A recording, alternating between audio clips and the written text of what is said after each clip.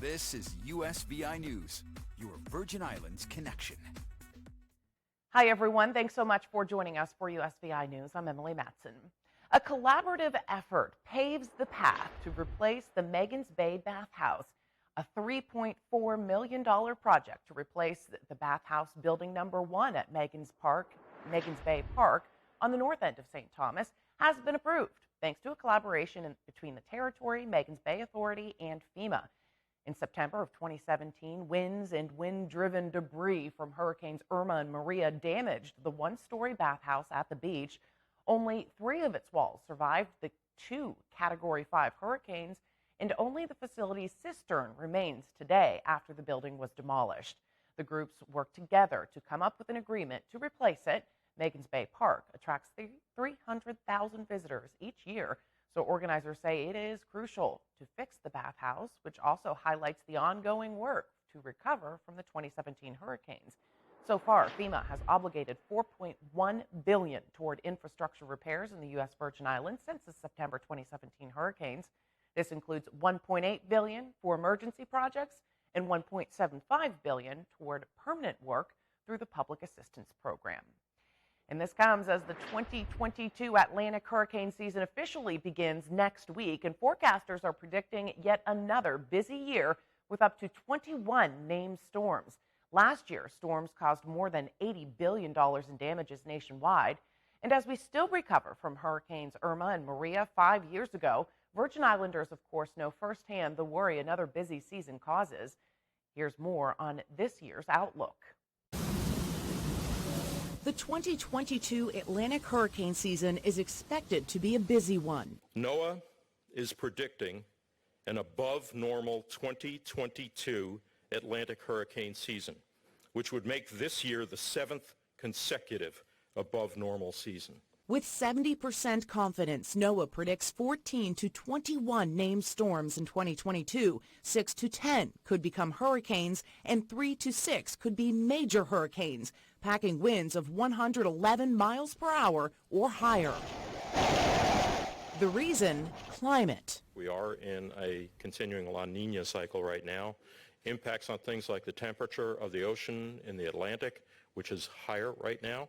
Those conditions can quickly generate storms that can do massive amounts of damage over a wider and wider part of the country. Just last year, Hurricane Ida made a 9-state destructive trek across the United States. It affected coastal, urban, and suburban communities.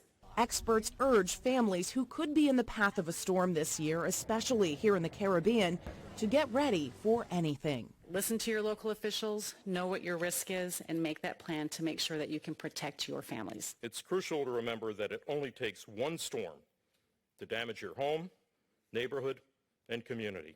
The 6-month-long Atlantic hurricane season starts June 1st. FEMA says recent storms have been more powerful, intensify quickly, and hover over land much longer than in previous years. And we'll have more on this year's hurricane season coming up a little bit later in this newscast.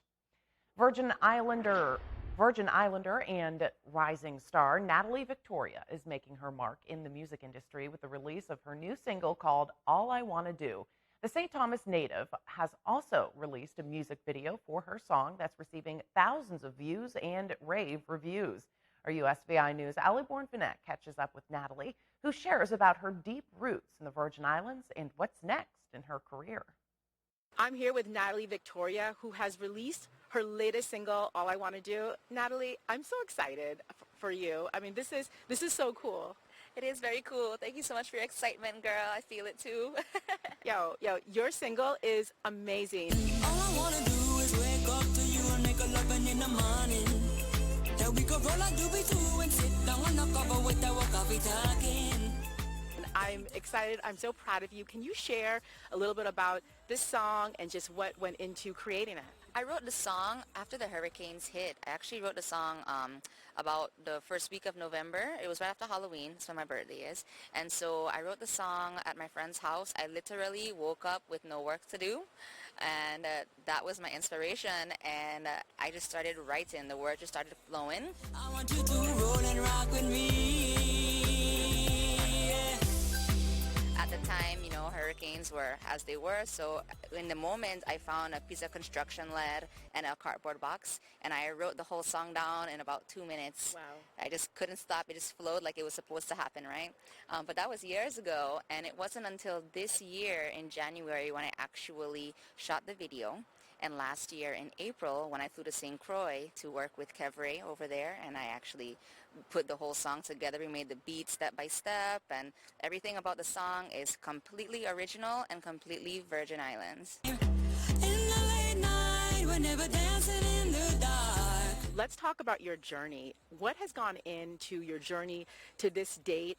How many hours? How hard has it been? I mean, you have really just pushed through, and here you are today. Yes, you're right. So I started, well, it was kind of like after the pandemic got a little bit more clear and I had some time to think about what I really wanted to do with myself. I decided I can't wait any longer. I have a lot of music I want to put out, and this song was just the one that was in my heart. Oh baby, I want you to roll and rock with me. Yeah.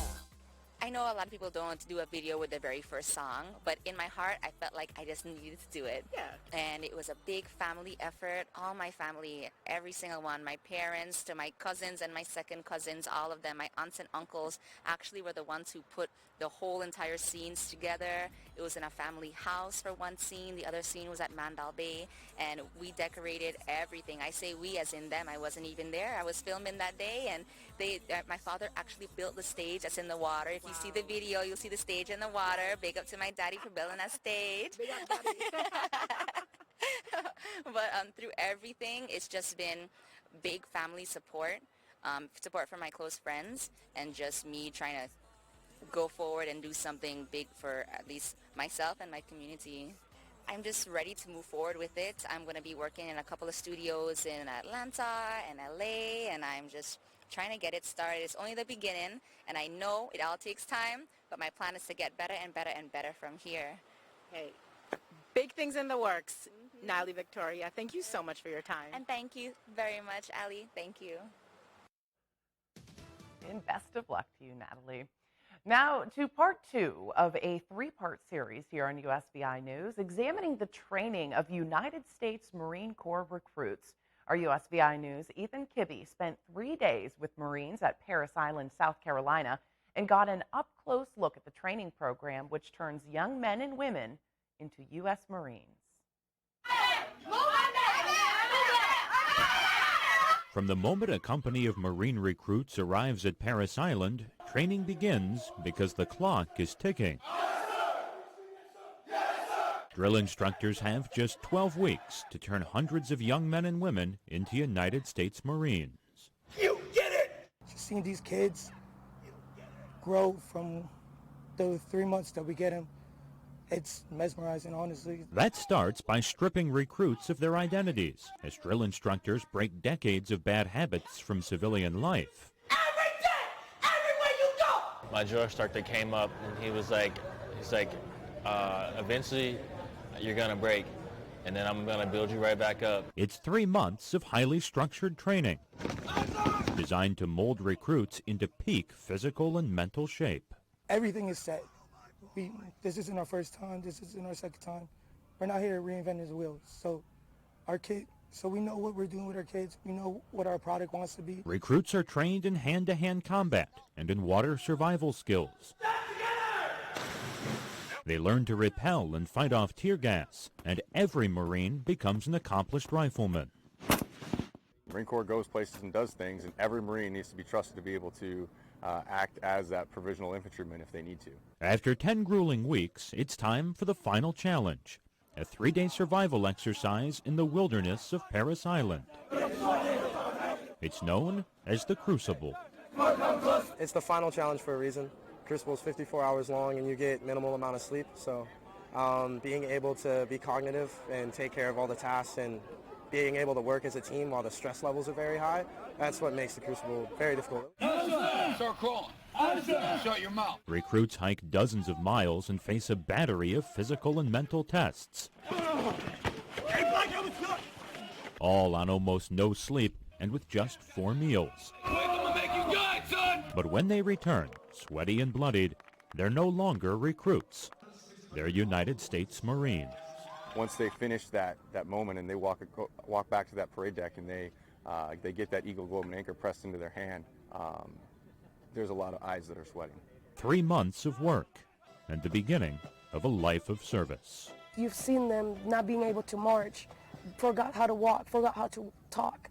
And at the end of the day, you start seeing that transformation of them actually marching, them actually speaking up, having confidence. Ethan Kibbe, USVI News. Another great story, and we'll have part 3 of Ethan's special report Thursday night here on USVI News.